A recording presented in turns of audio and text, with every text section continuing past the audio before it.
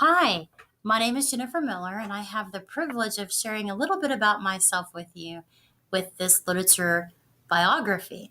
I found this assignment to be very rewarding because it helped me to go back and reflect on my own growth as a reader. And sometimes we forget to do that as we grow older, and educators it helps to remember about how what engaged you as a learner. And so I hope you find some of my story um, interesting.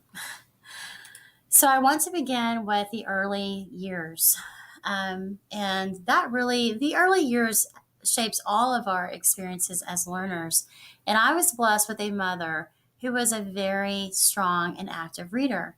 Perhaps it was because my grandmother was illiterate. And so my mother had to work very hard and didn't take those things for granted and became a librarian. I am one of four children, and my mom was always in the library. So, I became an early reader. I was blessed with a mom that read to me daily, read to me and with me daily.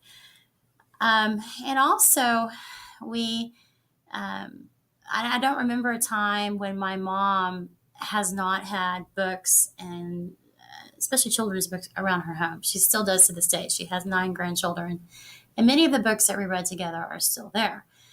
So, of course, the first one that comes to mind when I think about growing up is the Dr. Seuss books.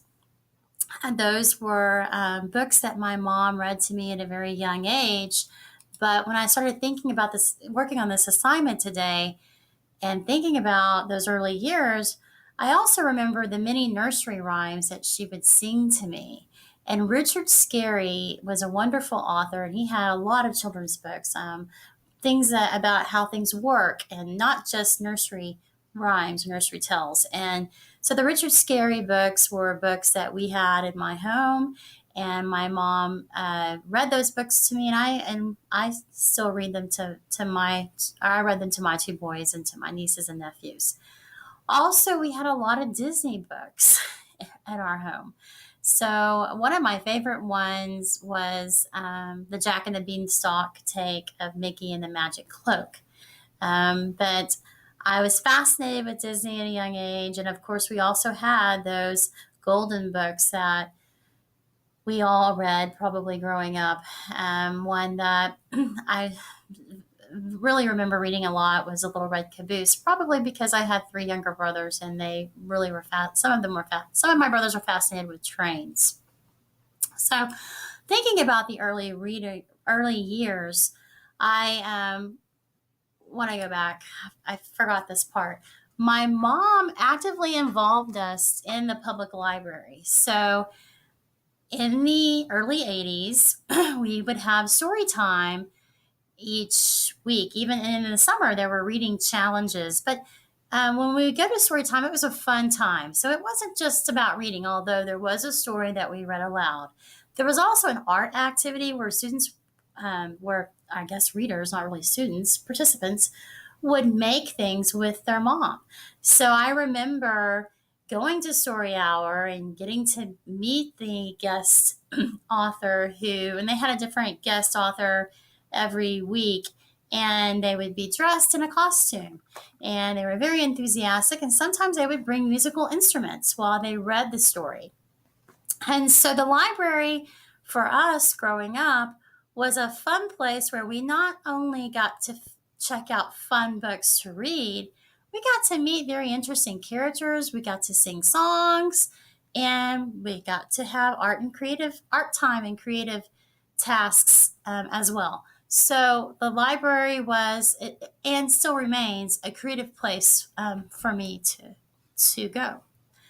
Um, so going into the elementary years, my mom and dad purchased the children's encyclopedia book. They still have it to this day. And even though I wasn't able to read the encyclopedia, I had it there for me to look at. There were vivid pictures in the book. And it really helped me learn about the body, learn about other places in the world, other cultures. And so that was a blessing, was just having that encyclopedia bank there. But going back, we learned how to, so I knew my letters going in to school. I was blessed to have a mom that took me to the public library, but I knew my letters in kindergarten. And so by first grade, we began to read. And I remember in first grade reading the book Sunshine. I found that today. So we used these leveled readers in elementary school. And these are some of the books that we read. And Miss Fortune was my first grade teacher. And by the end of first grade, I was reading. It was I had a lot of support growing up. Um, I also really loved music. My mom put me in piano lessons at a young age. So, thinking back with my generation had the ability to listen to stories. So, my mom took advantage of that. And I remember, Alice in Wonderland was one of those tape cassette stories that we had. We had many Disney stories with the cassette tape. And my brothers loved the Bearstein Bears. And I eventually got old enough to be able to read these stories to my younger brothers. And then my mom read aloud the Little House on the Prairie series to us. And so I added that, even though it's controversial now. That was something that I remember from my childhood that shaped me growing up in rural Texas in the hill country. So third through fifth grade, thinking about that, I started getting into chapter books.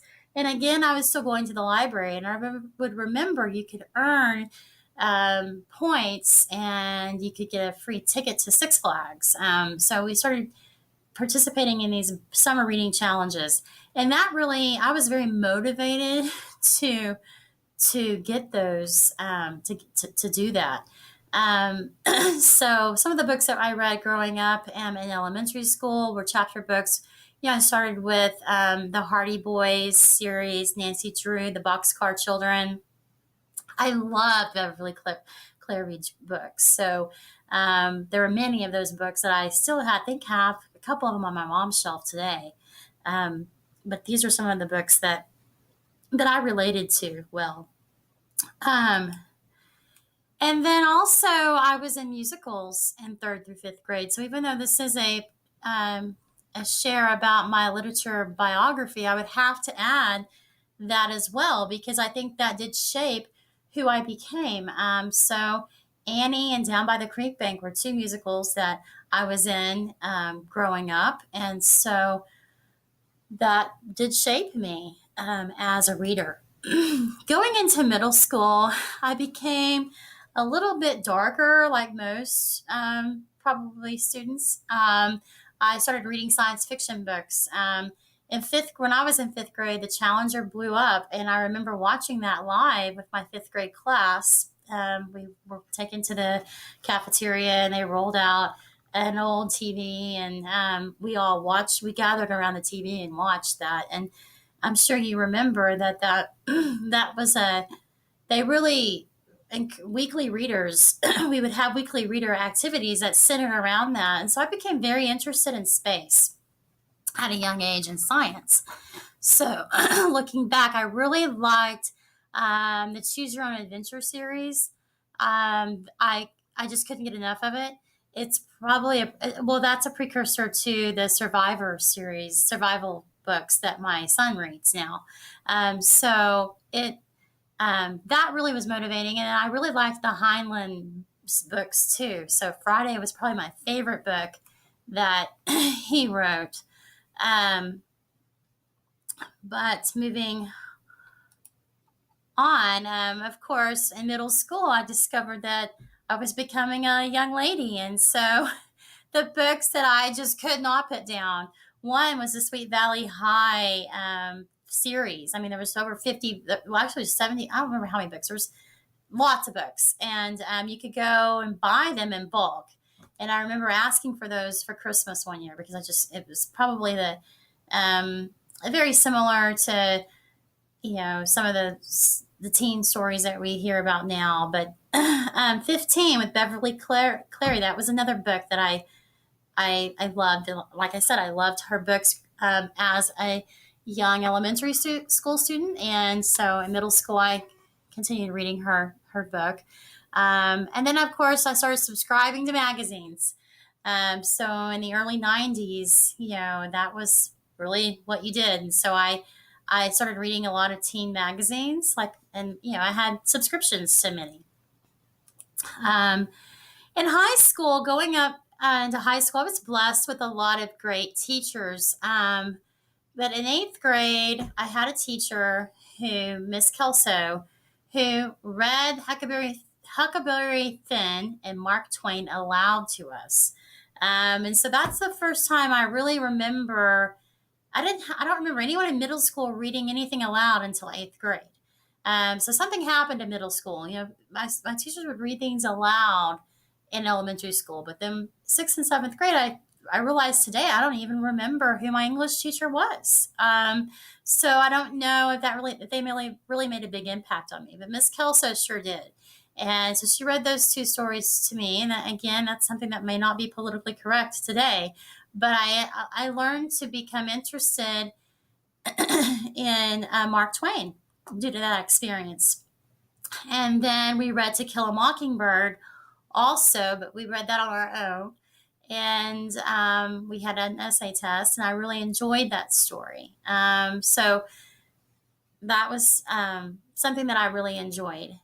Going into high school, I was blessed with many great, fantastic English teachers. In fact, some of my English teachers are still my friends today. We're still connected on Facebook, and we still talk. They're just wonderful, wonderful ladies, strong readers. And they introduced me to Edgar Allan Poe, The Lord of the Flies, Shakespeare. And I really began reading things on my own after that. Like I remember the Shakespeare in my freshman year, I decided to do a book report on The Tempest, which wasn't something assigned. So I think that had a big impact on me is my love of music and the theater and learning about all of that, and then learning about different viewpoints and poetry. That I really was interested in that. Like you, I read the V.C. Andrews books. All the books are a little bit darker. I would agree. They're very much like Twilight. And I enjoyed those in school. I also really liked Washington Irving. I loved it when our class read The Devil and Tom Walker. I remember that vividly. And it just was a interesting book. I really love the American short story novels that are short stories that we read and the novels that we read in school. So, like you, I had to read Nathaniel Hawthorne, The Scarlet Letter. I was just fascinated with that story, and I'd be really loved learning about Thoreau and all of his viewpoints. And I love naturalism to this day. So I guess that had a very big impact on me. I was in Lincoln Douglas debate all 4 years in high school, which meant that I had to develop very strong research skills.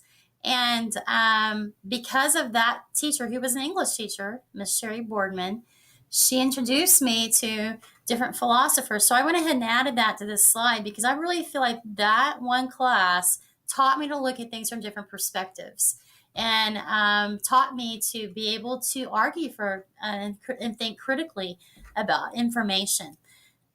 So that was very important to my growth as a reader.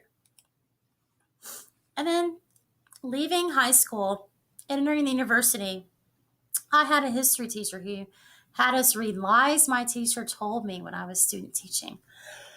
This was a very impactful book. I was shocked at how things can be manipulated, I guess, and how important it is that we as instructors share different viewpoints and perspectives.